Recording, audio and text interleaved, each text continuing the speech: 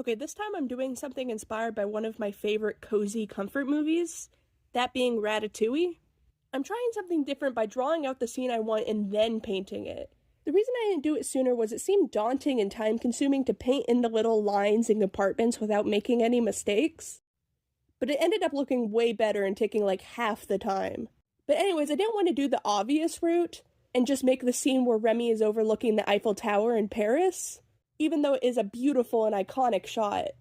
But I feel like it wouldn't mesh as well with the theme I had on the other paintings before it. So I took more inspiration from the early movie scenes in the cottage with the rainy atmosphere. Unlike Home on the Range, where it's more of a childhood nostalgic type of coziness, I still watch this movie to this day.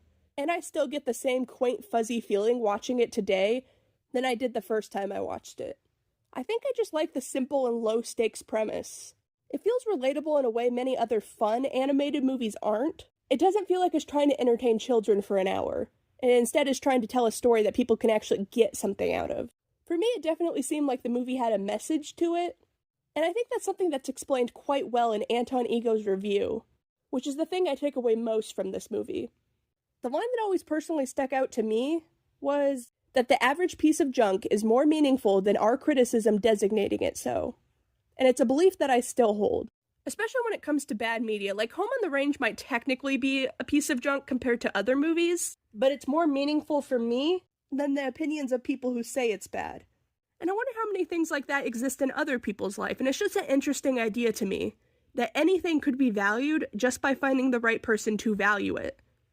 And as someone who never thinks they'll be even close to the greats with their art, it's a sentiment that always made me feel better. That even if technically what I make aren't masterpieces, they have the soul and purpose and meaning behind them that makes it more valuable to some people than even the best of fine art. I got a little sidetracked there, but it's just a line that always stuck with me, and I try to think about it and understand it every time I rewatch the movie. But the other thing the movie does really well is the food. It makes it look really tasty. But more important than that, it makes cooking look like an art process. And by that logic, you can kind of see Remy as a budding artist finding his passion and having the opportunity for it to be appreciated for the first time.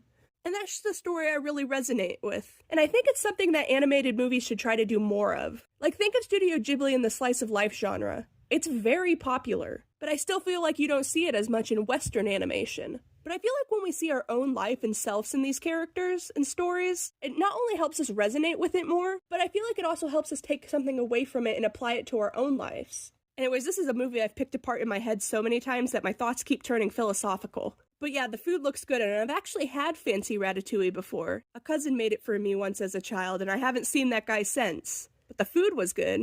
It was the first time I ever had eggplant in my life, and I never knew that it had little seeds in it until trying it there. They had a really cool house. I remember it being fancy, but the most vivid thing I remember taking away from it was actually that they had a fox skull in their living room, and I thought that was just the coolest thing. But then again, one of those countless jobs I wanted was to be a taxidermist when I was younger. I always liked the idea of a visual appreciation for an animal's life, especially roadkill, but I feel like it gives an otherwise meaningless death more purpose, since at least the animal's body can teach and inspire other people. And we're from talking about food to roadkill, I really just jump all over the place with my topics. But another reason I like the movie is I just like rats and mice. I think they're so cute when they aren't anywhere near my house.